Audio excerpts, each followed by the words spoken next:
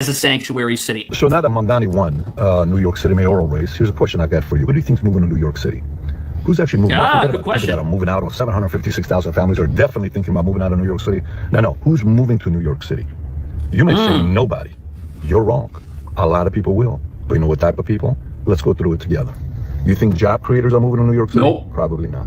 You think investors are moving to New York City? Probably not. Leaving. You think families who want safety for their kids and the criminals to be kept into prison are going to be going to New York City? No. You think people that are pro Second Amendment, safety, low taxes are going to be moving to New York City? No. No. But who will be moving to New York City? If you're a criminal, it's a great time to move to New York City. Oh. Think about it.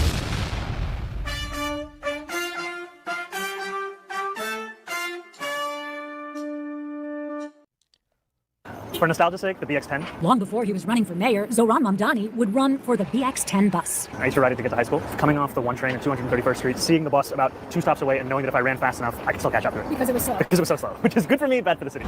Mamdani says as mayor, he'd make buses free. Riders could skip the lines, use all the doors to board quickly, and finally get moving. Without hyperbole, the slowest buses in the country, 8 miles an hour. We could have this interview walking alongside it and still get there before the bus. We might be able to outrun the bus. I don't know if I could outrun the bus. Poor people don't make a lot of money, and then you taking out, what, 290? 290 for a bus is crazy. Some think I don't know a whole lot about politics, but free buses for everybody? I don't know. That sounds like chaos to me. Well, hit the like button, share, subscribe. You are watching Marjorie with Purpose, and we're going to be talking about Mamdani sweeping New York. Let's get into this hot mess. Welcome to Marjorie with Purpose. I grew up in New York. So, that city was a hot mess when I was a kid. Probably not as bad as it is now, but let's hear what else he's talking about. I have it at 1.5 speed. If you want to hear it in its normal speed, click the links in the description and watch it for yourself. Otherwise, I'm going to be watching and commenting, so let's do this. it's crazy for the city to pick up the fare, a cost Mamdani estimates between $600 and $800 million. Currently, more than 4 in 10 bus riders don't even pay their fare, according to the MTA. Right now, people are hopping the bus, getting in trouble for the bus, getting ticket for the bus. If the train or the bus suck, I don't pay. Excuse my French. Unlike on the subway, when you pay your fare, you're doing so on the bus. The act of doing so or not doing so, it impedes and impacts the ability of the bus to actually operate. Make buses fast and... The Mamdani movement has shifted boring buses into a controversial new lane. While some critics don't seem to mind the idea of fast buses, Nothing is free here, yeah? the idea of free buses is triggering some rage about socialism. I don't believe in communism. And that's what's coming to Staten Island. I didn't hear Staten Islanders protesting when they made the ferries free back in the 1990s. Noted socialist Rudy Giuliani. And who says you don't get something for nothing? They are. Rudy Giuliani are doing a great service to Staten Island. Actually, when we made 5 bus routes free, one of them was on Staten Island. Mamdani's referring to a 1-year free bus pilot We are going to see a free bus route in every single borough. that he pushed through Albany with help from Mayor Eric Adams back in 2023 before they were rivals. I think we'll make a major impact. According to the MTA, Mamdani's free bus experiment boosted ridership 32%, with the lowest income riders taking trips they had previously avoided. But the free buses didn't. As far as I know, the po folks in New York is not the only ones that take the bus. People of all social economic statuses take public transportation in New York, as far as I understand. So it's just interesting that he's promising all this free. I'm not watching all that. All I can think of is the people in the Israelites wanting to go back to Egypt, and all they can remember is they were slaves in Egypt, and all they can think about is the food, the cucumbers and the melons and the fish they had. And they were telling Moses, give us meat to eat, give us meat to eat. And the Lord said, I'm going to give you so much meat that it's going to be coming out of your nostrils, but you're going to hate it, because they were ungrateful. And, it's just interesting that po folks who already don't pay for nothing, got the most to say, got the most complaining to do. Isn't that just crazy? This YouTuber, Cash Jordan, again, like I said, I'm not a huge political, I'm not huge on politics in general, but this YouTuber has a very interesting take. So I want to hear his thoughts, and I'll be watching and commenting. Again, I'm watching in 1.5 speed, so you don't like it, go to the link below, watch it for yourself in normal speed, and I won't be watching the whole thing, so let's listen. 700,000 flee New York for Texas. We'll see, huh? Nearly 1 million New Yorkers have said they're leaving now that Mamdani is mayor. If anyone can show a nation betrayed by Donald Trump how to defeat him, it is the city that gave rise to him. What? So Donald Trump, since I know you're watching, Oh, I have 4 words for you. Turn the volume up. he just declared war on the entire country. Makes sense. Here in New York, 1% of the population pays 48% of the income tax. Those are the Goes where people it's who are treated leaving. best. If he is going to pay for all these handouts by taxing the wealthy, people are going to leave. Yeah. And it wouldn't take They a lot have to completely upset the balance of payments here in New York City because, again, 1%. They've You already said they're antagonize a leaving. quarter. And this is serious. Around 765,000 people who call New York City home are preparing to leave. But nobody's talking about the real reasons he won. First Muslim mayor of New York, first Democratic Socialist, first mayor to win more than 1 million votes in, 3 decades, youngest mayor in more than a century. So what is the message and the mandate behind that? The message is about transforming the most expensive city in the United States of America into one that's affordable. Well, let's dig into that, because you're talking about rent freeze, you're talking about... No, don't gloss over that. The rent freeze. This is big news. There are approximately 1 million rent-stabilized apartments in New York City. And did you hear how many votes? He got over 1 million votes. And there's over 1 million rent-stabilized apartments. And he just told all of those people that if you vote for me... What does that tweet say? Let me see. It says there are approximately, oh, that's Google, 1 million rent-stabilized apartments in New York.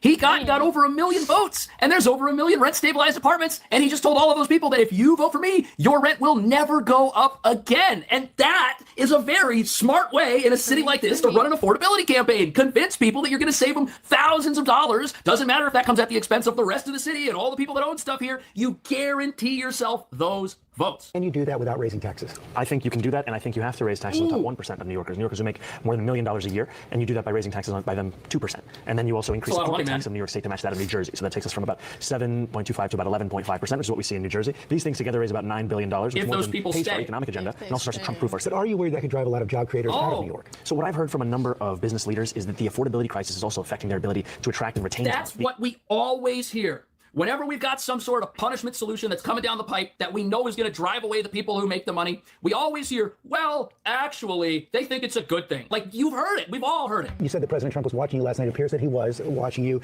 Why do people hate rich people? Why do they think that is I don't know. What is it that people hate rich people? Poor people hate rich people. And the irony is that you hate rich people so much that you will never become rich. And, they say, oh, I don't want to be rich, whatever. But you got folks, frauding the system, getting more money than what they're supposed to get. So they want to get rich based on fraudulent means.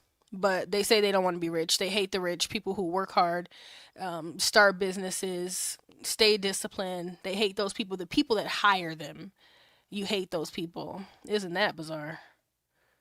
It also appears that he and other Republicans are trying to make you the poster boy of the Democratic Party. Mike Johnson, the Speaker of the House, calls... He's done that for himself, and I don't mean that as an insult, but here's the implication of all this. If we've got a Democratic socialist as the mayor of New York, that is going to turbocharge New York as a sanctuary city. So now that Mamdani won New York City mayoral race, here's a question I got for you. Who do you think's moving to New York City? Who's actually moving out? Good question. That are moving out, or 756,000 families are definitely thinking about moving out of New York City. No. Who's moving to New York City? You may say nobody. You're wrong. A lot of people will. But you know what type of people? Let's go through it together. You think job creators are moving to New York City? Nope. Probably not. You think investors are moving to New York City? Probably not. Leaving. You think families who want safety for their kids and the criminals to be kept into prison are going to be going to New York City? No. You think people that are pro Second Amendment, safety, low taxes are going to be moving to New York City? No. But who will be moving to New York City? If you're a criminal, it's a great time to move to New York City. Oh. Think about it. He wants to let people out of prison. Guess what? I'm not telling you to move there, but it's a great policy. If you're somebody that doesn't want to work at all, and you just want entitlement programs, this is a... And New York was already crime-ridden. I remember so many instances and stories just from when I was a kid. And when I was a kid, Giuliani was in office. I didn't know anything about politics. I know he was a Republican. But all I know is that the city was crime-ridden then. So they are, ushering in the Antichrist, y'all. Y'all better be ready, be ready, be ready. Because New York is only the first of many cities that is going to come under control of this nation of Islam. It's only the first. Lord have mercy. What a man.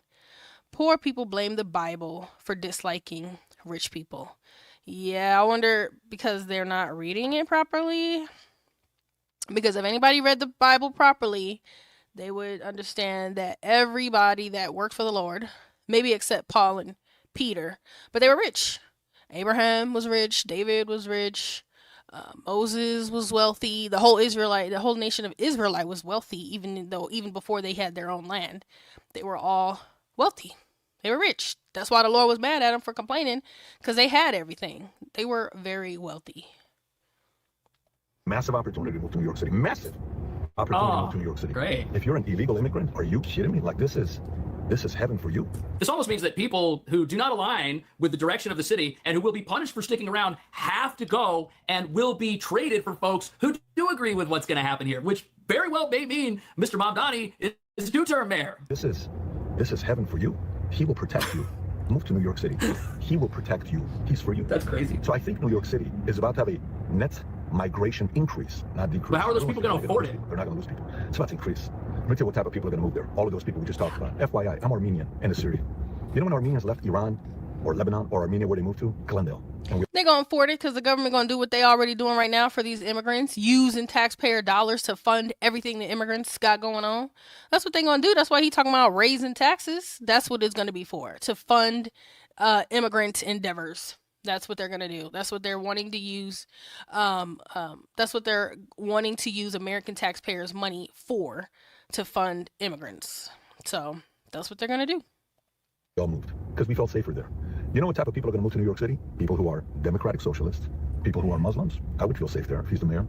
And people who are wanting entitlement program. But how are those people going to afford it here? There's only 1 million rent-stabilized apartments. You see, that's the problem. There's 1 million of those apartments, and they're already occupied. They're not just sitting out there for somebody who can't afford market rent to show up and rent for themselves and move into. I guess you can have people living in shelters.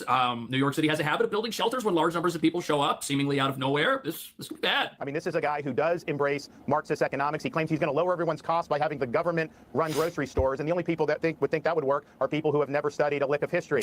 He's also somebody that after 9/11, he said how bad it was that his aunt was on a subway and got dirty looks. He never expressed the sympathy in that regard that for all the people that got murdered. He's also embraced George Soros-style soft on crime policies. He hates the NYPD if you look at his history. He is not going to stand up for law enforcement. That's something that a lot of people are worried about, because not only have we had our share of progressive policies here in New York, those policies have all pushed for less resources for police, for lower rates of incarceration, for more criminals to get released and set free. And what do we think the socialist is going to do when he gets in and has already said that he's not a big fan of having too many police? What you're seeing in New York City with Mamdani. Trend, Lord, help our country. Amen. Thanks for the $20 super chat. Look at you. What a man says, excuse me, some poor people. Yeah, we want to remember, don't make any blanket statements. But yes, let's do a standing ovation for Trinity's $20 super chat.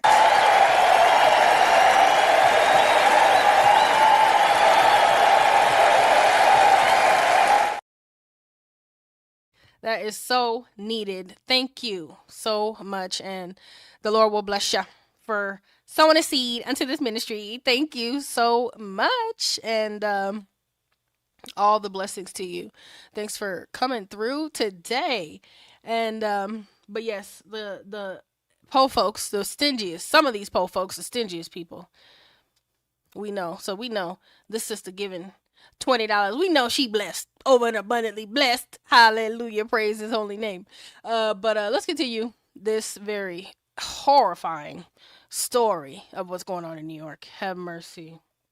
That is the future. A party that believes in no bail, a party that believes in no jail, a party that believes in no borders. That's bad news. But here's one group they do want to put in jail. They're political enemies. Like good commies, they will not arrest the criminals, they won't arrest the gang members, but they will arrest their political opposition. That's how society dies, Sean. That's what we're up against now. And that's a fascinating statement to look at in light of all the political violence that has happened recently in America and that has come from the left side of American politics, isn't it? Could we see some very odd changes? Could we see political state-sponsored persecutions of the mayor's enemies? I hope not. Oh, crime. Have you convinced Commissioner Tisch to stay on the police commissioner? You know, I've made my decision to retain Commissioner Tisch, and I've done so because Eric Adams had stacked the upper echelons of the NYPD with incompetence and corruption. She came in, started to tackle that, deliver accountability, and reduce crime across the 5 boroughs. That is what we would build upon under a Mamdani administration, in addition to creating a Department of Community Safety to tackle the mental health and homelessness crisis head on. So the Department of Community Safety, guess what? Money doesn't grow on trees. And you've only got money for, education, you've got healthcare, you've got the fire department, you've got the police, and now we're going to add in another agency, but we've got to divide up the money that we already have, the budgets that we already have. And guess where the money for the Department of Community Safety, who are not going to be police, where do you think that's going to come from? You think that's going to come from the schools? You think that's going to come from the fire department? No, of course not. That's going to come from the police. Law enforcement. And what I found on all this, Sean, is yes, his tax policy is going to be crazy, anti-business, all that. But the number one thing that moves people to want to flee these jurisdictions is the collapse of public safety. And I think totally, man. Make the de Blasio reign look like the golden age.